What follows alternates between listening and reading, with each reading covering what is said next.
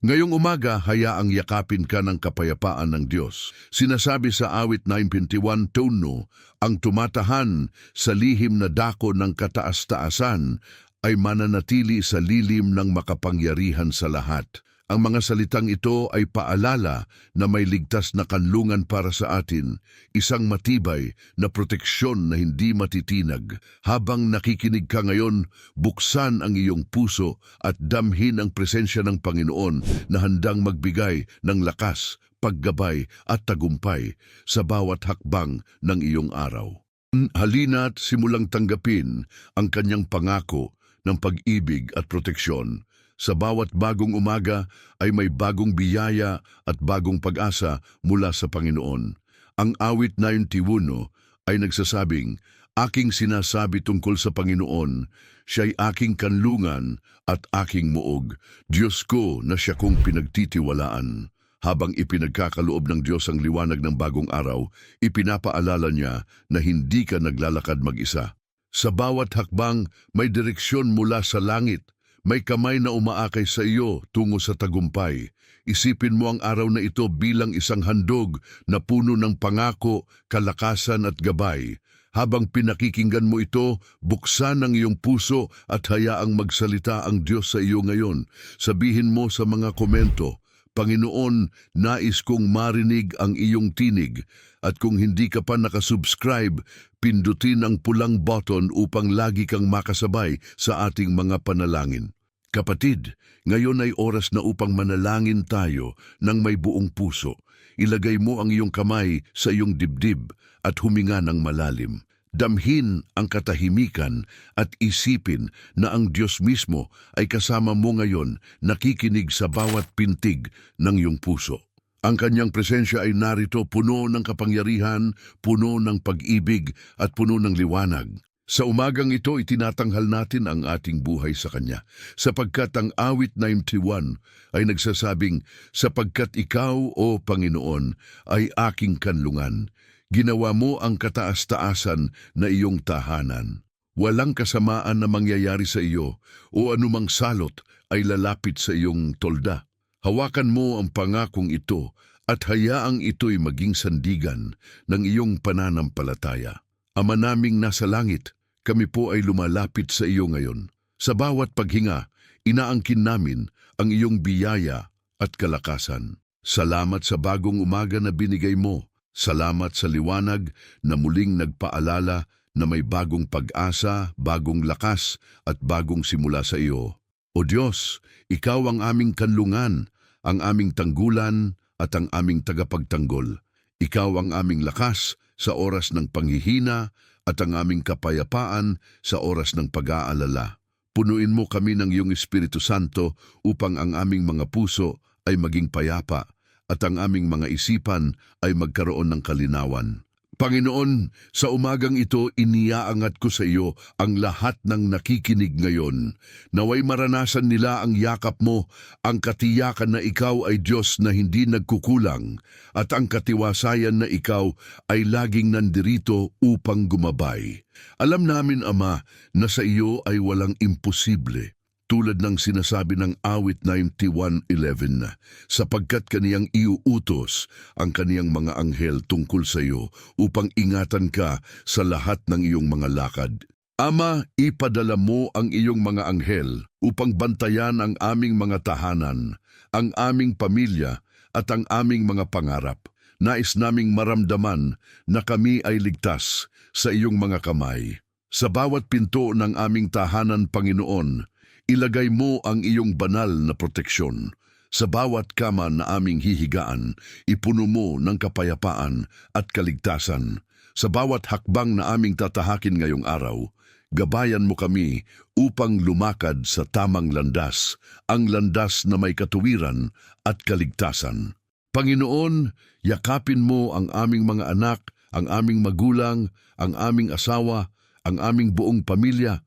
Palibutan mo sila ng iyong ilaw upang wala ni isang anino ng kasamaan ang makalapit. O Diyos na makapangyarihan, batid mo ang mga lihim ng aming puso. Naririnig mo ang mga panalangin na hindi namin kayang banggitin sa aming mga labi. Naririnig mo ang aming mga luha at ang aming mga buntong hininga. Kaya ngayong umaga, iniaalay namin ang lahat ng iyon sa iyo. Sa halip na takot, kami umaasa. Sa halip na pangamba, kami nagtitiwala. Sapagkat alam namin na ikaw ang Diyos na hindi nagbabago, ang Diyos na laging tapat, at ang Diyos na hindi kailanman iiwan ang kanyang mga anak. Hinihiling namin, Ama, na ibuhos mo ang iyong pagpapala sa lahat ng nakikinig ngayon. Pagpalain mo ang kanilang trabaho, ang kanilang kabuhayan, at ang kanilang pangarap.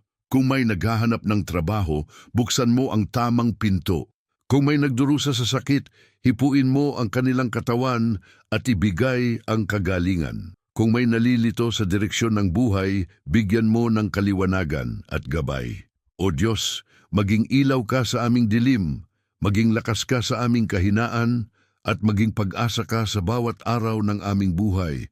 Ngayon, Panginoon, itinatakda namin ang araw na ito bilang isang araw ng tagumpay.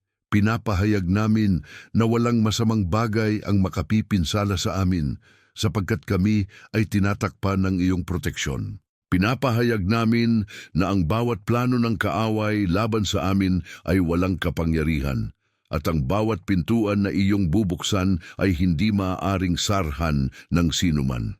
Panginoon, itinataas namin ang aming tinig at sinasabi, ang Diyos ang aming tagapagligtas at tagapagtanggol, kaya't kami ay magtatagumpay. Nais kong marinig mo ito, kapatid. Ang Diyos ay hindi lamang nakikinig, siya ay kumikilos sa iyong pabor. Ang iyong panalangin ngayong umaga ay hindi mawawala sa hangin. Ang bawat salitang lumalabas sa iyong bibig ay dinadala ng Espiritu Santo sa trono ng Diyos. Kaya manalig ka sapagkat darating ang kasagutan. Tulad ng sinasabi sa awit 91:18, siya'y tatawag sa akin at ako'y sasagot sa kaniya. Ako'y sasa kaniya sa oras ng kabagabagan. Aking ililigtas siya at pararangalan siya. Ito ang pangakong pinanghahawakan natin ngayong araw. Habang nananalangin tayo, isipin mo ang lahat ng aspeto ng iyong buhay na nais mong ibigay sa Diyos. Isipin mo ang iyong pamilya, ang iyong mga pangarap, ang iyong trabaho, ang iyong kalusugan. Ilagay mo ang lahat sa kanyang mga kamay. At habang ginagawa mo ito, maniwala kang may bagong simula na nagbubukas ngayon. Huwag mong hayaan ang takot na kumubkob sa iyong puso, bagkus hayaang ang pananampalataya ang magbigay lakas at kapayapaan. Ama naming Diyos, bago matapos ang panalangin na ito, nais naming magpasalamat. Salamat sa iyong hindi nauubos na biyaya. Salamat sa proteksyon na hindi nakikita ng aming mga mata, ngunit nararamdaman ng aming mga puso. Salamat sa kapayapaang dumadaloy ngayon sa bawat isa sa amin. At salamat sa tagumpay na ipinangako mo ngayong araw. Sa ngalan ni Jesus, kami ay nananalangin at aming sinasabi, Amen. Kapatid, kung nanalangin ka ngayong umaga, isulat sa mga komento. Salamat, Panginoon, sa iyong proteksyon. Ito'y tanda ng iyong pananampalataya at pagtitiwala sa Diyos. At huwag kalimutang pindutin ang subscribe button upang araw-araw mong marinig ang ganitong mga panalangin na nagbibigay ng pag-asa at lakas mula sa salita ng Diyos. Kapatid, matapos nating ipanalangin ang proteksyon at mga pangako ng Diyos, nais kong dalhin ka sa isang makapangyarihang kwento sa Biblia, isang kwento na hanggang ngayon ay nagbibigay ng pag-asa at kalakasan sa bawat nananampalataya. Ito ay ang kwento ni Daniel sa kuweba ng mga leon. Alam mo ba kung bakit mahalagang maalala natin ang kwento niya? Dahil ipinapakita nito na kahit sa pinakamadilim at pinakamapanganib na oras ng ating buhay, ang Diyos ay tapat na nagliligtas. Si Daniel ay isang taong tapat sa Diyos. Sa kabila ng pagbabawal na manalangin sa Panginoon, patuloy pa rin siyang lumuhod at nanalangin 3 beses sa isang araw katulad ng kanyang nakaugalian. At dahil sa kanyang katapatan, siya ay itinapon sa kuweba ng mga leon. Kung iisipin mo, imposible ang kanyang kaligtasan. Subalit sabi sa Daniel 6:22, isinara ng aking Diyos ang mga bibig ng mga leon at hindi nila ako pininsala. Isipin mo yon, kapatid, ang mga leon ay gutom at handang manila, ngunit dahil sa presensya ng Diyos, hindi siya nasaktan. Ngayon, baka may mga leon ka rin sa iyong buhay, hindi mga hayop, kundi mga problema, pagsubok o sitwasyong tila handa kang lamunin. Maaring ito'y mga alalahanin sa pamilya, takot sa kinabukasan, pangangailangang pinansyal o sakit na pilit kang pinahihirapan. Ngunit tandaan mo, kung paano isinara ng Diyos ang bibig ng mga leon kay Daniel, ganoon din niya isasara ang mga pintuan ng panganib na gustong pumasok sa iyong buhay.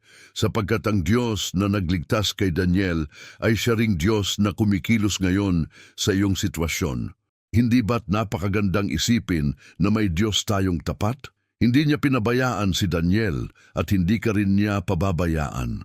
Sabi sa awit 91:14, sapagkat siya'y naglagay ng kaniyang pag-ibig sa akin, kaya't aking ililigtas siya, aking iingatan siya, sapagkat kaniyang nalaman ang aking pangalan. Kapatid, ang pagmamahal mo sa Diyos ay hindi nawawala ng saysay. Ang bawat panalangin, bawat pag-iyak sa Kanya, bawat pag-asa mo ay nakikita at pinapakinggan niya. Isipin mo ang eksena ni Daniel. Nakaupo siya sa gitna ng mga leon, ngunit payapa, sapagkat alam niyang ang Diyos na pinaglilingkuran niya ay mas makapangyarihan kaysa anumang panganib sa kanyang paligid. Ganito rin ang nais ng Diyos para sa iyo. Sa kabila ng lahat ng kaguluhan sa mundo, nais niyang maranasan mo ang kapayapaang nagmumula lamang sa Kanya. Ang kapayapaang hindi kayang ibigay ng tao, kundi tanging Diyos lamang. Kapatid, narito ang magandang balita. Ang parehong kapangyarihang nagligtas kay Daniel ay narito ngayon, handang kumilos para sa iyo. Hindi ka iniwan, hindi ka pinabayaan, at hindi ka kailanman makakalimutan ng Diyos. Kaya't huwag kang mawalan ng pag-asa. Ang laban mo ngayon ay magiging patotoo mo bukas. Ang pagsubok mo ay magiging paalala ng kapangyarihan ng Diyos. Alalahanin natin, ang pananampalataya ni Daniel ay hindi natitinag. Hindi niya hinayaang hadlangan siya ng takot. Kaya't ngayon, hamon ko sa iyo, maniwala ka na ang Diyos ay tapat sa kanyang mga pangako.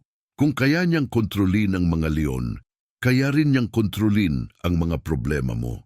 Kung kaya niyang patahimikin ang panganib sa paligid ni Daniel, kaya rin niyang bigyan ka ng kapayapaan sa gitna ng kaguluhan. Marahil tinatanong mo, paano ko mararanasan ang ganitong klase ng proteksyon? Ang sagot ay nasa simpleng pananatili sa presensya ng Diyos. Sa bawat panalangin mo, sa bawat pag-awit mo ng papuri, sa bawat pagbubukas mo ng iyong puso sa Kanya, mas lalo mong mararamdaman ang Kanyang kapangyarihan. Kaya't huwag mong kaligtaan ang mga ganitong oras ng panalangin. Ito ang iyong sandata. Ito ang iyong kalasag laban sa lahat ng pagsubok. At habang nagmumuni-muni ka ngayon sa kwento ni Daniel, isipin mo ang mga bahagi ng iyong buhay na tila nasa isang kuweba ng mga leon. Maaring sa pamilya, maaring sa trabaho, maaring sa kalusugan, o sa mga pangarap na tila malabo. Ilagay mo ang lahat ng iyon sa mga kamay ng Diyos. At habang ginagawa mo iyon, hayaan mong ang Kanyang mga pangako ang magsilbing liwanag mo. Sabi sa awit 91:4, kaniyang tatakpan ka ng kaniyang mga bagwis, at sa ilalim ng kaniyang mga pakpak ay manganganlong ka. Ang kaniyang pagtatapat ay magiging iyong kalasag at sanggalang. Kapatid, yakapin mo ang pangakong ito ngayon. Hindi aksidente na napakinggan mo ang kwento ni Daniel ngayong umaga. Ito'y mensahe mula sa Diyos na nagsasabing, anak, kung paano ko iningatan si Daniel, iingatan din kita. Kaya't huwag kang matakot, sapagkat ang Diyos na lumikha ng langit at lupa ay siya ring Diyos na nagmamahal sa iyo at handang iligtas ka. At bago tayo magpatuloy, nais kong itanong sa iyo, handa ka bang maranasan ang parehong kapangyarihan na nagligtas kay Daniel? Kung naniniwala ka, isulat sa mga komento, naniniwala ako sa mga himala ng Diyos. At para manatili kang kasama namin sa bawat araw ng panalangin at pangangaral, huwag kalimutang mag-subscribe upang hindi ka maputol sa agos ng biyaya na araw-araw ay ipinapadala ng Panginoon sa iyo. Kapatid, matapos nating marinig ang kwento ni Daniel at makita kung paano siya iniligtas ng Diyos, dumako naman tayo sa malalim na katotohanan ng Awit 91. Ang kapitulo na ito ay hindi lamang simpleng panalangin, kundi isang liham ng Diyos para sa iyo, isang pangakong nakasulat para sa bawat araw ng iyong buhay. Ito ang ating kalasag sa gitna ng lahat ng hamon. Unang paalala ng Awit 91 ay ang kahalagahan ng pananatili sa presensya ng Diyos. Sabi sa talata 1, ang tumatahan sa lihim na dako ng kataas-taasan ay mananatili sa lilim ng makapangyarihan sa lahat. Isipin mo iyon, kapatid. Hindi lang basta dumadalaw sa presensya niya, kundi nananahan, tumitira at nananatili roon. Ang ibig sabihin nito, hindi panandalian, kundi tuloy-tuloy na relasyon at koneksyon sa Diyos. Ang taong nananahan sa presensya ng Panginoon ay nakakaranas ng kapayapaan na hindi kayang ibigay ng mundo. Kapag pinili mong manatili sa piling ng Diyos tuwing umaga, bago ka pa magsimula ng iyong araw, ibinubuhos niya ang kanyang presensya na parang ilaw na gumagabay sa lahat ng iyong lakad. Kaya't mahalaga ang panalangin ng umaga. Mahalaga ang sandali ng pakikipag-usap sa Kanya. Mahalaga ang pagsasabing, Panginoon, Ikaw ang aking direksyon at lakas ngayong araw. Kapag ginawa mo ito, kahit ano pang dumating, may katiyakan kang hindi ka nag-iisa. Pangalawang paalala ay ang Kanyang pangako ng proteksyon. Sa talata 7 mababasa natin, bagaman may 1,000 babagsak sa iyong tabi at 10,000 sa iyong kanan ay hindi ka lalapitan. Napakalakas ng salitang ito, kapatid. Isipin mo, maraming pagsubok, maraming panganib, ngunit ang pangako ng Diyos ay ikaw ay mananatiling ligtas. Hindi dahil sa iyong kakayahan, kundi dahil sa Kanyang dakilang kapangyarihan. Kapag binibigkas natin ang Awit 91, hindi lang ito salita, ito ay deklarasyon ng pananampalataya. Ito ay kalasag na pumapalibot sa iyo at sa iyong pamilya. Kapag sinabi mong, Panginoon, Ikaw ang aking kanlungan, ang buong kalangitan ay kumikilos sa iyong pabor. Kaya't huwag mong isipin na maliit ang iyong panalangin. Sa katunayan, bawat salitang lumalabas sa iyong bibig ay may kapangyarihan kapag ito'y puno ng pananampalataya. Pangatlong paalala ay ang pagkilos ng mga anghel ng Diyos. Sabi sa talata 11, sapagkat Kaniyang iuutos ang Kaniyang mga anghel tungkol sa iyo upang ingatan ka sa lahat ng iyong mga lakad. Kapatid, hindi ka naglalakad mag-isa. Sa bawat paglabas mo ng bahay, sa bawat biyahe mo, sa bawat gawain mo, may mga anghel na nakaatas para bantayan ka. Kahit hindi mo sila nakikita, gumagawa sila para tiyakin na ikaw ay ligtas.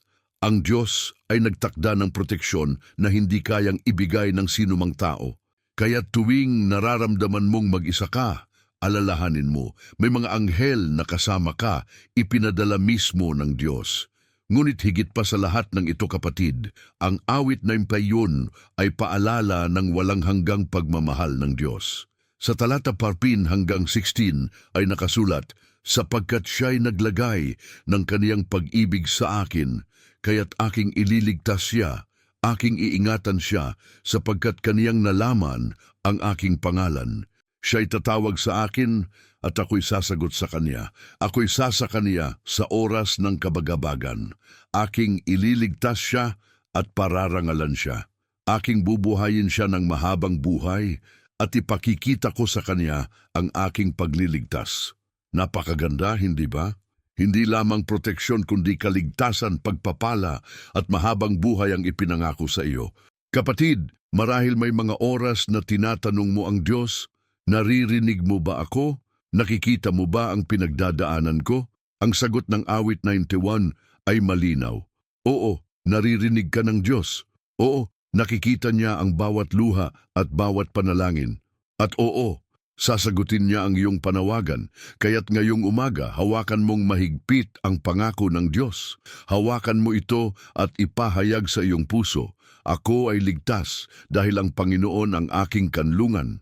Ngayon, habang pinag-iisipan mo ang mga salitang ito, nais kong itanong, handa ka bang tanggapin araw-araw ang proteksyon, kaligtasan at mga biyaya ng Diyos? Kung handa ka, buksan ang iyong puso ngayon at sabihin, Panginoon, Ikaw ang aking kanlungan at tagapagtanggol. Dahil ang panalangin iyon ay simula ng isang bagong antas ng pananampalataya at pagtitiwala. Hindi ko alam kung anong laban ang hinaharap mo ngayon, ngunit ang alam ko, walang laban na mas malakas kaysa sa kapangyarihan ng Diyos. Walang problema na hindi kayang lutasin ng kanyang kamay. Walang pinto ang hindi niya kayang buksan.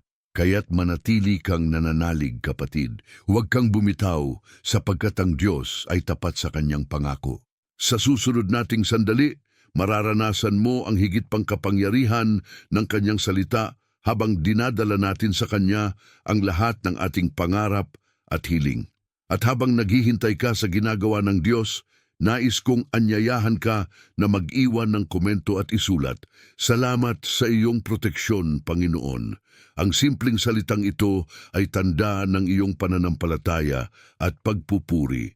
At kung nais mong manatiling konektado araw-araw sa mga panalangin magdadala ng pag-asa at lakas, huwag kalimutang pindutin ang subscribe at ibahagi ito sa iba upang sila man ay makaranas ng kapangyarihan ng Awit 91 sa kanilang buhay.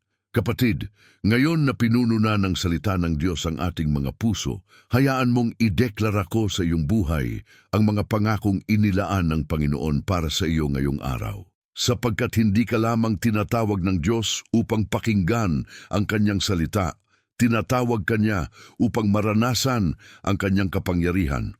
Ang Awit 91 ay hindi lamang mga talata sa papel, ito ay buhay na salita na ngayon ay gumagalaw para sa iyong pabor.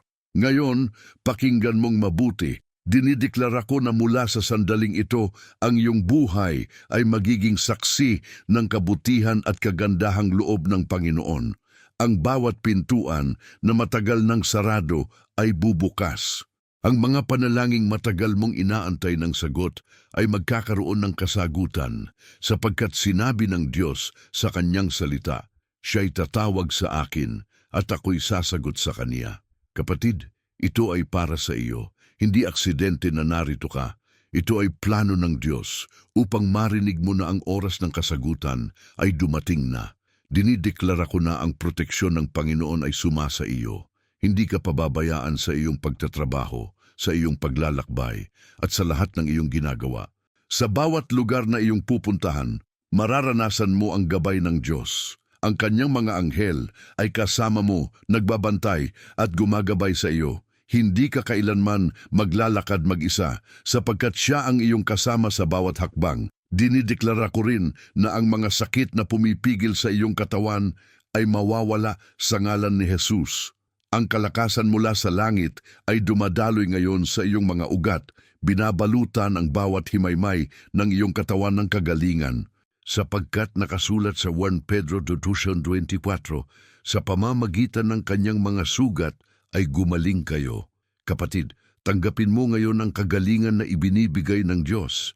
At higit sa lahat, dinideklara ko na ang iyong pamilya ay mapupuno ng pag-ibig, kapayapaan, at pagkakaisa. Kung may mga hindi pagkakaunawaan, ibabalik ng Diyos ang pagkakasundo. Kung may mga sugat na iniwan ng nakaraan, gagamutin ito ng Panginoon, sapagkat ang Diyos ay Diyos ng pagpapanumbalik, Diyos ng bagong simula at Diyos ng walang hanggang pag-ibig. Isipin mo, kapatid, paano ka ngayong araw binabalutan ng kapangyarihan ng Diyos? Habang nakikinig ka sa mga salita niyang ito, isipin mong ikaw ay nakatayo sa ilalim ng isang malawak na kalangitan at mula roon ay bumababa ang liwanag ng Panginoon, dumadampi sa iyong balikat, dumadaloy sa iyong buong pagkatao at sinasabi ng Diyos sa iyo, Anak, ikaw ay ligtas. Anak, ikaw ay mahalaga. Anak, ikaw ay pinagpala. Kapatid, hindi ko alam kung gaano kabigat ang iyong dinadala, ngunit alam ko na ngayon ay binubuksan ng Diyos ang pinto para sa iyo. Hindi mo na kailangang mag-alala kung paano dahil siya mismo ang kikilos. Hindi mo na kailangang magduda sapagkat siya ang Diyos na hindi kailanman pumapalya. Tulad ng sinasabi sa awit 23:1, ang Panginoon ay aking pastol, hindi ako mangangailangan. Sa Diyos, sapat ang lahat. Sa sandaling ito, hayaan mong sabihin ko ito sa iyong puso. Tanggapin mo na ngayon ang kapayapaan. Tanggapin mo na ngayon ang lakas. Tanggapin mo na ngayon ang proteksyon at tagumpay. At maniwala kang ang mga susunod na araw ay puno ng biyayang hindi mo inaasahan. May mga pagpapalang paparating na higit pa sa iyong mga inaakala. May mga pintuang bubukas na hindi mo kayang buksan mag-isa. At may mga sagot na darating na magpapatunay kung gaano kakabuti ng Diyos sa iyo. Kapatid, nais kong tandaan mo ito. Ang iyong kwento ay hindi matatapos sa luha o sa hirap. Ang iyong kwento ay magtatapos sa tagumpay, sapagkat ang Diyos mismo ang nagsusulat nito. At kapag ang Diyos ang nagsulat ng iyong kwento, ang wakas ay laging puno ng pag-asa at kaligtasan. Ngayon, naririnig ko sa aking puso ang sinasabi ng Diyos, ako ang iyong Diyos, hindi kita iiwan, hindi kita pababayaan. Kaya't magpatuloy ka, manatiling matatag, at ipahayag sa iyong puso na ang Diyos ay tapat. At bago tayo dumako sa susunod na bahagi ng ating paglalakbay, nais kong imbitahan ka na ilagay sa mga komento ang salitang, Salamat Panginoon sa iyong mga pangako. Ang simpleng deklarasyong ito ay patunay ng iyong pananampalataya at pagtitiwala. At kung nais mong araw-araw ay maranasan ang ganitong uri ng panalangin at pangangaral na nagbibigay ng lakas at pag-asa, pindutin mo ang subscribe button at ibahagi ito sa mga mahal mo sa buhay upang sila man ay maranasan ang parehong pagpapala na nararamdaman mo ngayon. Kapatid, habang tinatapos natin ang panalangin at mensahe ngayong umaga, nais kong maramdaman mo na ang presensya ng Diyos ay patuloy na sumasa iyo. Hindi ito nagtatapos dito. Ang biyaya ng Panginoon ay tuloy-tuloy, umaagos mula sa kanyang trono papunta sa iyong buhay. Ang awit 91 ay hindi lamang mga salita. Ito ay pangako ng Diyos na kailanman ay hindi maglalaho. At ngayon, hawakan mong mahigpit ang mga salitang iyong narinig at ipamuhay ang mga ito sa bawat sandali ng iyong araw. Pakinggan mo ang tinig ng Panginoon sa iyong puso na nagsasabi, Anak, ako ang iyong kanlungan. Anak, ako ang iyong proteksyon. Anak, ako ang iyong tagumpay. Damhin mong parang mahigpit na yakap mula sa Diyos ang mga salitang ito, sapagkat tunay ngang ikaw ay hindi kailanman nag-iisa. Kahit ano pa ang iyong hinaharap, tandaan mong may Diyos kang laging kasama, handang magligtas, handang magbigay lakas, at handang magbukas ng mga pintuang matagal mong hinihintay. Isipin mong ngayon ay nakatayo ka sa ilalim ng mga pakpak ng Panginoon tulad ng sinasabi sa awit 91:4. Kaniyang tatakpan ka ng kaniyang mga bagwis at sa ilalim ng kaniyang mga pakpak ay manganganlong ka. Nararamdaman mo ba ang katiyakang iyon? Ang katahimikan sa iyong kaluluwa, ang kapayapaan sa iyong puso at ang sigla sa iyong espiritu? Kapatid, ito ay hindi imahinasyon. Ito ay katotohanang ibinibigay ng Diyos sa iyo ngayon. Sa paglabas mo ngayong araw, dinadala mo ang liwanag ng Diyos. Hindi ka pupunta ng walang proteksyon sapagkat ang mga anghel ng Panginoon ay kasama mo. Sa bawat hakbang may gabay, sa bawat paghinga may biyaya, at sa bawat panalangin may tugon mula sa langit. Kaya't manatili kang matatag sapagkat ang Diyos ay kumikilos sa iyong pabor. Ngayon ay oras na para ipahayag mo sa iyong sarili, Ako ay ligtas sa kamay ng Panginoon. Ako ay tinatakpan ng kanyang mga pakpak. Ako ay mananahan sa kanyang pangako ng tagumpay. Huwag mong hayaang matapos ang araw na ito na hindi mo binigkas ang mga salitang ito, sapagkat ang bawat deklarasyon ng pananampalataya ay isang hakbang patungo sa katuparan ng kanyang mga plano sa iyong buhay. At kapatid, nais kong mag-iwan ka ng tanda ng iyong pananampalataya. Isulat mo sa mga komento ang salitang, Amen Panginoon, salamat sa iyong proteksyon. Ang simpleng salitang ito ay hindi lamang komento, ito ay panalangin na sama-sama nating inaakyat sa trono ng Diyos. At kung nais mong araw-araw na makaranas ng ganitong panalangin ng umaga, huwag kalimutang pindutin ang subscribe button at i-on ang notification bell upang hindi mo makaligtaan ang mga panibagong panalangin na magpapatibay sa iyong espiritu. Bago mo isara ang video na ito, nais kitang anyayahan na ipagpatuloy ang iyong pakikipag-ugnay sa Diyos. May isa pang panalangin na naghihintay para sa iyo ngayon. Isang panalangin na magdadala ng higit pang himala at pagpapala sa iyong buhay. Pindutin mo ang video na nakikita mo ngayon sa iyong screen at hayaang ipagpatuloy ng Diyos ang kanyang gawa sa iyong puso. Kapatid, ang mensahe ng awit 91 ay malinaw. Hindi ka iiwan ng Diyos, hindi kanya pababayaan, at sa lahat ng iyong daraanan, ikaw ay kanyang iingatan. Kaya bago ka umalis, iwan mo sa mga komento, mahal ko ang Panginoon, siya ang aking kanlungan. At ipahayag mo rin ito sa iyong puso habang pinapanood mo ang susunod na panalangin na inihanda ng Diyos para sa iyo.